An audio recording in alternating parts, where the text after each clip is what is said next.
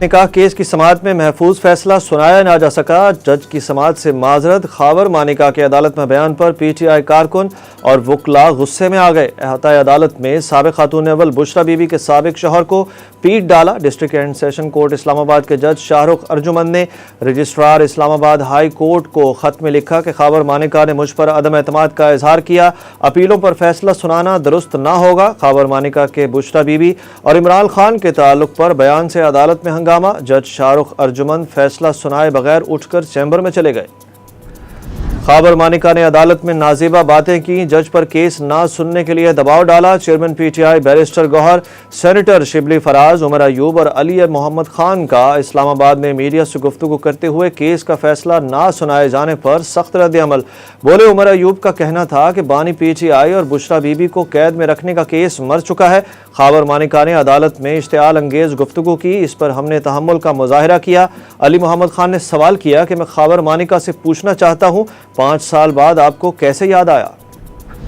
وفاقی حکومت نے 15 روز بعد اسلام آباد سے لاپتہ شاعر احمد فرحاد کی گرفتاری ظاہر کر دی۔ کیس کی سماعت اسلام آباد ہائی کورٹ کے جسٹس محسن اختر کیانی نے کی۔ اٹارنی جنرل منصور عثمان عوان نے عدالت کو بتایا کہ احمد فرحاد گرفتار اور آزاد کشمیر پولیس کی تحویل میں ہے۔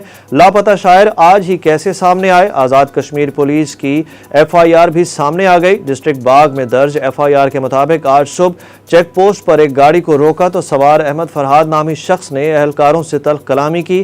احمد فرحاد راولپنڈی سے کشمیر اپنے گاؤں جا رہے تھے۔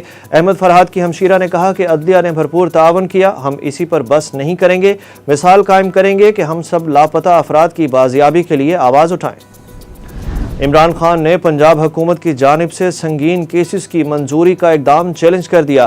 بانی پی ٹی آئی نے لطیف کھوسہ کی وساطت سے درخواست دائر کی جس میں پنجاب حکومت، آئی جی، وزارت داخلہ سمیت دیگر کو فریق بنایا گیا۔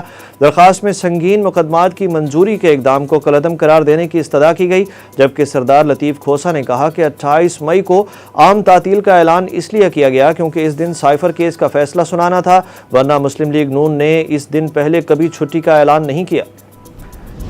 نیب ٹیم کا بحریہ ٹاؤن کے راولپنڈی دفتر پر چھاپا، القادر ٹرسٹ کا ریکارڈ حاصل کرنے میں کامیابی نہ مل سکی۔ نیب ذرائع نے بتایا کہ بحریہ ٹاؤن انتظامیہ کو نیب ریڈ کے حوالے سے پہلے سے معلومات مل چکی تھی۔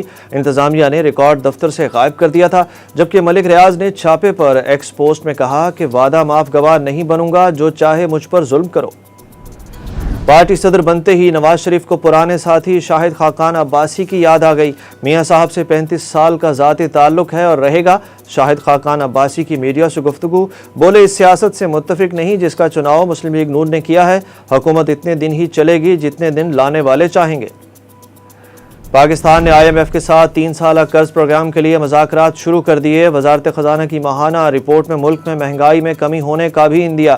رپورٹ کے مطابق مئی میں مہنگائی کی شرح 13.5 سے 14.5% تک رہنے کا امکان۔